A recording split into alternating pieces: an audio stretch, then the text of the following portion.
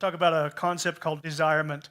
So millennials are never going to be able to retire, at least not in the normal sense. And I don't think in the traditional sense that they want to.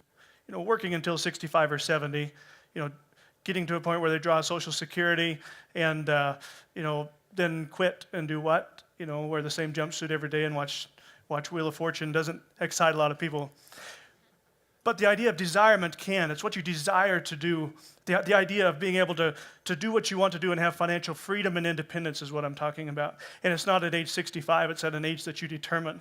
And regardless of your circumstance, everybody has the opportunity to create their own desirement. So think about what it is that you desire to do and really concentrate on it. A lot of millennials have challenges, though, financial challenges.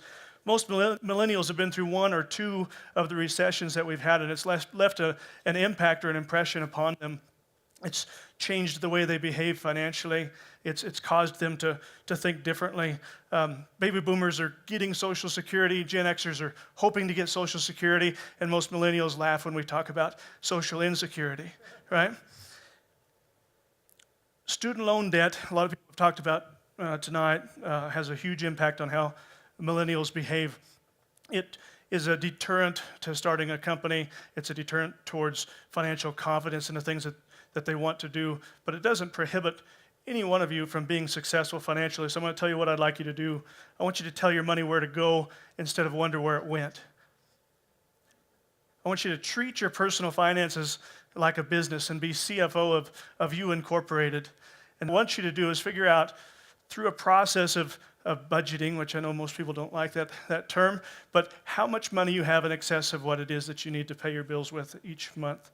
And in doing so and using tools that are available to do that, you're able to determine how much money you can apply towards debt or investing.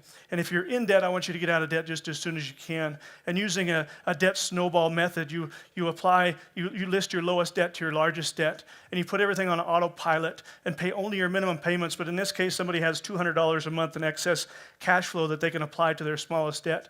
$200 plus the minimum payment allows them to pay off the $450 of debt in just a couple of months, and bam, you knock it off their list and you feel good about it.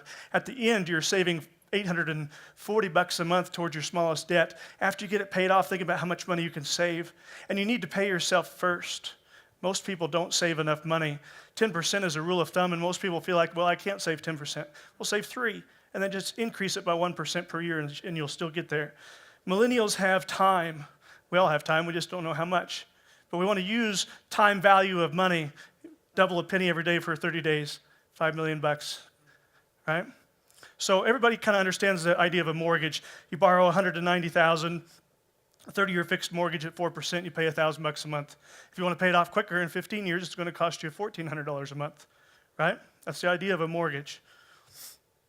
I want you to buy a Desirement mortgage.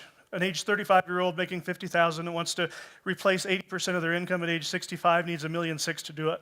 If you want to include Social Security, or maybe you have a part-time job, it brings it down to $1.1 million. Maybe you have a down payment on your mortgage in the form of an old 401k or a Roth IRA that you have. That brings it down to $783,000. That's your mortgage number. And your payment is $638 a month. Uncle Sam's going to help you out, and you're going to get a tax deduction. So that's $160, brings you down to $478 net payment. And maybe your company has a match. They're giving you free money that you should take advantage of, and it brings it down to $385 a month in order to buy, in effect, a $1.6 million retirement mortgage. It's kind of that easy. Now, that's on a pre-tax basis. I would suggest half of you should consider saving on an after-tax basis and grow some tax-free income in the form of a Roth IRA or a Roth 401k.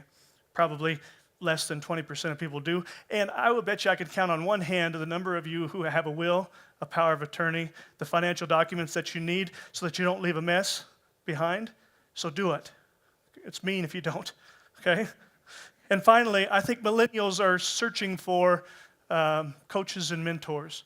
They're not looking for someone to sell them financial products, but they're looking for somebody to come alongside of them and work with them to help them throughout their lifetime and achieve their Desirement objectives. And I think all of you have the ability to achieve what is Desirement. I think you need to define it really, really well, and the more you define it, the better you are. Jerry Rice said, today I will do what others won't, so tomorrow I can do what others can't. Thank you.